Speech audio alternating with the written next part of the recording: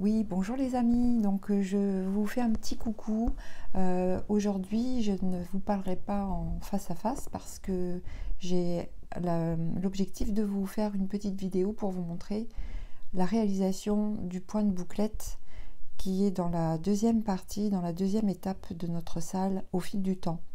Donc voilà, vous avez découvert avec ce matin très certainement, ou quand vous lirez cette vidéo, peu importe quand vous l'aurez vu, hein, mais le point de bouclette qui est donc ici et qui est fait tout simplement avec deux brins à l'aiguille, deux fils à l'aiguille, et je vais vous montrer comment on le réalise sur un petit bout de toile.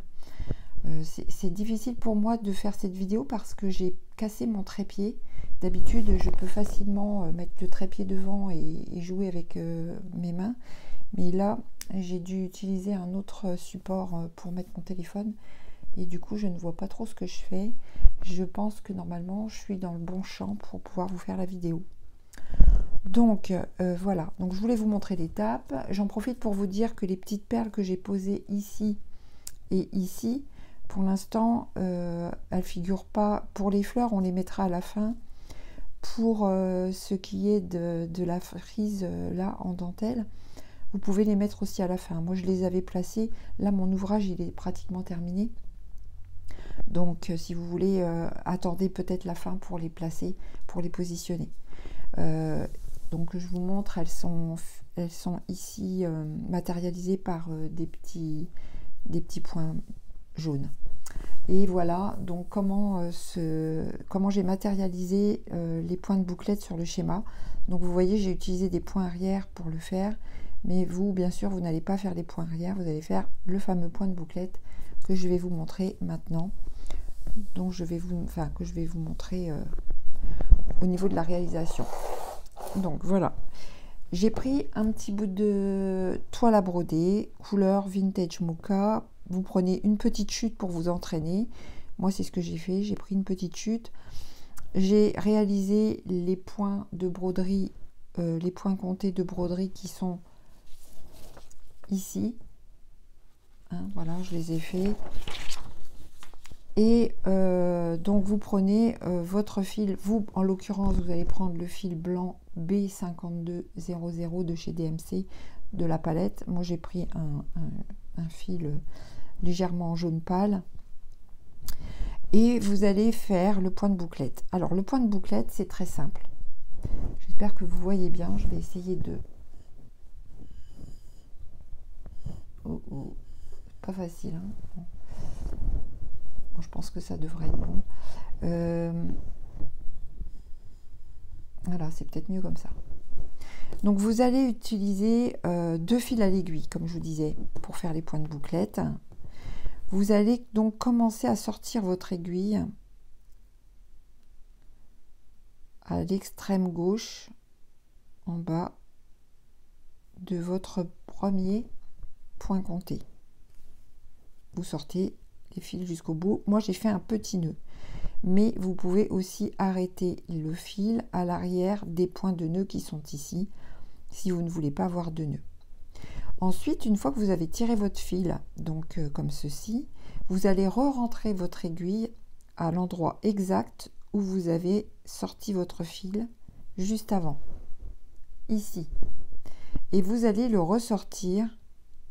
Alors bien sûr, je ne vous donne pas de nombre de fils de trame, c'est à vous de voir entre l'emplacement de la fin du point de bouclette qui va se trouver là et les points comptés qui sont juste en dessous, que vous avez brodé juste en dessous, de voir que ça fasse une jolie corolle et de les mettre à peu près, si vous voulez, autour.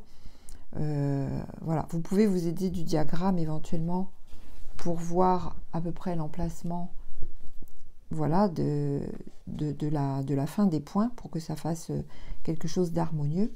Mais ne soyez pas figé avec les points. Hein, il faut que ce soit d'abord, avant tout, harmonieux. Donc là, vous allez pousser votre aiguille et vous vous assurez bien que votre fil passe bien, que votre fil soit bien maintenu, voilà, sous l'aiguille.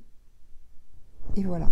Et vous tirez pas trop fort, parce que si vous tirez trop fort, vous allez avoir deux traits qui vont être l'un à côté de l'autre et ça va vous faire quelque chose de rectiligne. Alors qu'il faut une petite boucle, hein, ça s'appelle le point de bouclette. Et vous allez repiquer donc votre aiguille un tout petit peu après le bout de la bouclette pour pouvoir, fixer le pétale contre la toile. Ensuite, vous allez ressortir à nouveau l'aiguille à la base de vos points comptés, juste à côté, un peu plus haut. Vous sortez votre aiguille, vous ne tirez pas trop fort. Et vous allez placer maintenant un deuxième pétale. Donc vous rentrez l'aiguille au point que vous venez juste de faire et vous ressortez quelques millimètres plus loin votre aiguille en vous assurant bien que le fil reste sous votre aiguille pour que vous puissiez avoir cet effet de bouclette. Vous voyez, c'est en train de se former. Voilà, et vous ne tirez pas trop fort et vous fixez le pétale avec un petit point arrière qui va maintenir le pétale contre la toile. Et vous continuez comme ça. Vous allez ressortir votre aiguille un tout petit peu plus loin à la base des points comptés. Et vous allez faire un troisième pétale.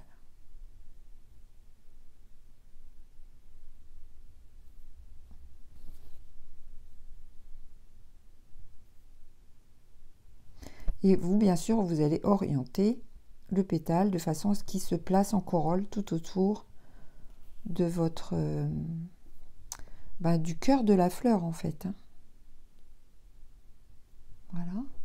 Hop. C'est plaisant à faire comme point. Donc là, vous voyez, progressivement, vous allez orienter vos pétales à l'extérieur comme ça, en tournant. Vous voyez ?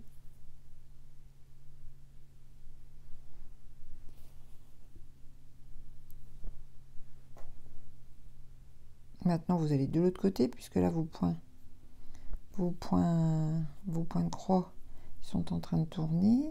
Hop, vous continuez.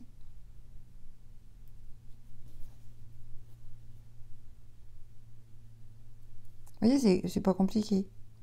Mais entraînez-vous d'abord. Prenez un petit bout d'une petite chute de toile à broder qui vous reste dans votre stock.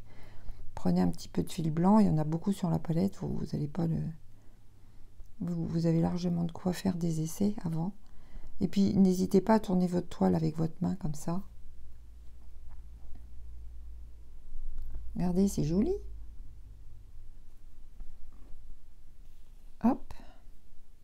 Et puis un dernier.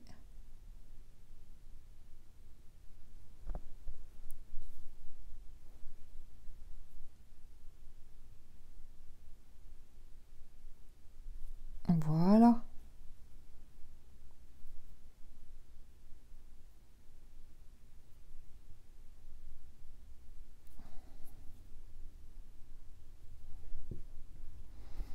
Et voilà. Bien sûr, il y a mon petit... Hop. Voilà, je ne sais pas ce que vous en pensez, mais moi je trouve ça sympa, c'est joli.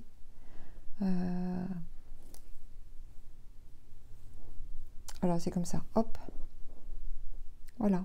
Et après, même, je suis sûre que ça va tellement vous plaire que vous allez en mettre partout. Voilà. Bah, écoutez, je suis très très contente de vous avoir montré ce point. Je suis super heureuse de vos participations aux salles. Sachez que ça me remplit vraiment de joie de voir que vous êtes aussi nombreuses à participer. J'espère que ça vous plaît toujours, que vous êtes toujours contente de broder ce que je vous propose. Et puis là, au fil du temps, voilà, vous voyez les saisons qui commencent à se placer sur la toile. Un peu d'automne, un peu d'été. Et puis on va continuer à traverser le temps parce que la brodeuse, elle, il n'y a rien qui l'arrête, même pas les saisons. Voilà. Donc je pense fort à vous. Je pense aussi au projet de Noël. Pour l'instant, j'ai vraiment beaucoup de travail avec les salons et beaucoup de choses à réassortir pour les prochains salons. Là, je vais à Kutsenhausen prochainement. Donc la semaine prochaine, je pars à Kutsenhausen. Après, ça va être la Tour de Salvani. Et enfin, ensuite, à Gistel en Belgique. Donc j'ai pas beaucoup de temps pour me pencher sur le modèle d'hiver, mais j'espère bien quand même pouvoir le faire en précommande parce que ben, pour l'instant j'ai pas encore brodé, pour être tout à fait honnête. J'ai commencé à travailler le projet sur mon logiciel, mais j'ai pas du tout commencé à travailler sur ma toile. Donc pour l'instant j'ai pas encore l'idée de la quantité de tuiles qu'il faudra sur la palette. J'ai pas encore vraiment voilà. En même temps, je préfère ne pas vous proposer quelque chose si c'est pour le faire trop dans la précipitation et que ça soit bâclé. Je préfère encore ne pas vous proposer de projet d'hiver plutôt que de bâcler quelque chose.